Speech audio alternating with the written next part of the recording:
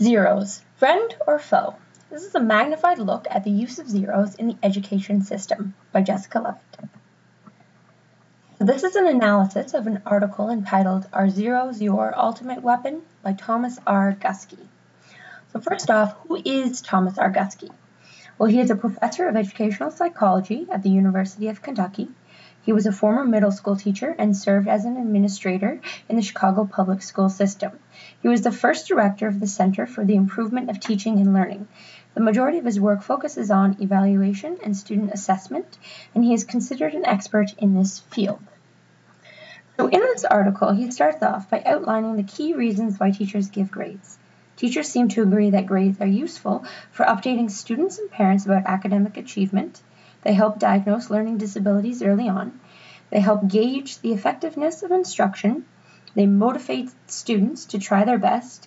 They can also be used to provide evidence that a student lacks responsibility or is misbehaving. So he then goes on to say, and I quote, "Many teachers see zeros as their ultimate grading weapon," end quote. So as a result, teachers who are trying to punish a student for misbehaving are actually punishing them academically. He says that because zeros are such an extreme outlier, the overall average is completely skewed and can never be an accurate reflection of the student's true academic ability. For this reason, zeros are very discouraging and make the student feel that there is no reason to even try to get a good grade at this point. So in the article, he provides a few solutions, such as assigning I for incomplete instead of a 0, as well as reporting behavior separately on the report, much like we have learning skills and work habits section on Canadian report cards, so keeping in mind that this is an American article. So he also suggests that we revert back to using letter grades so that zeros cannot skew the average so drastically. Lastly, he states that if teachers take a good, hard look at the real purpose of grading, then, and I quote, "it is likely that teachers at all levels will abandon the use of zeros completely." So that was a brief summary of the article. Now let's look at how it relates to the Ministry of Education's Growing Success document. So much of what he touches on can be found on page 45 and 46 of the Ministry's Growing Success document, where it addresses the pros and cons of assigning late marks or zeros for not submitting an assignment.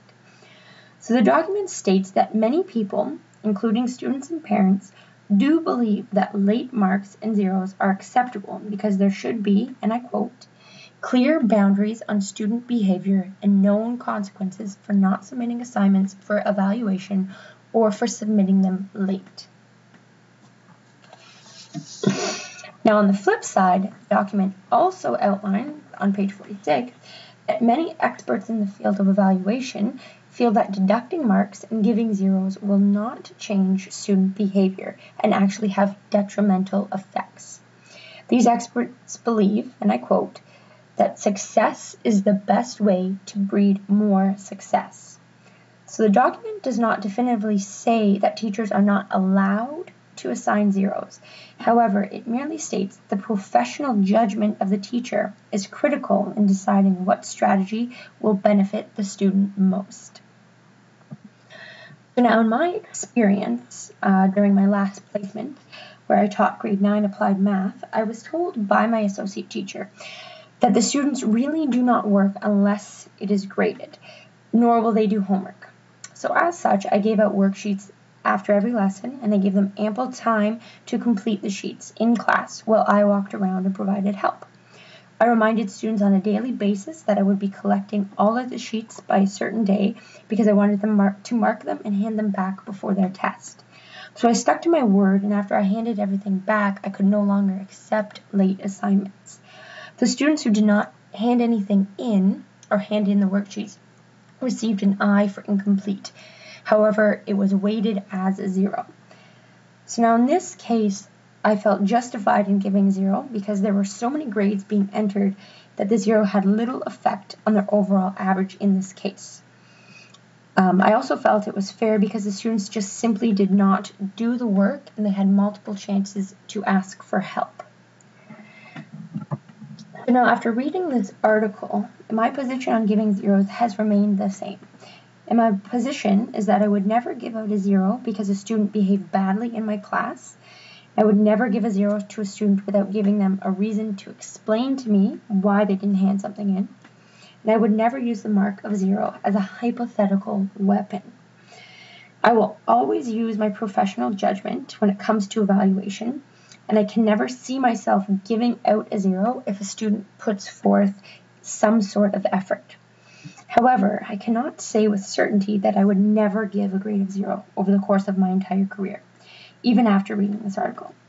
I feel that there are some instances, like during my placement, where a 0 is justifiable, although I would try to avoid it at all costs.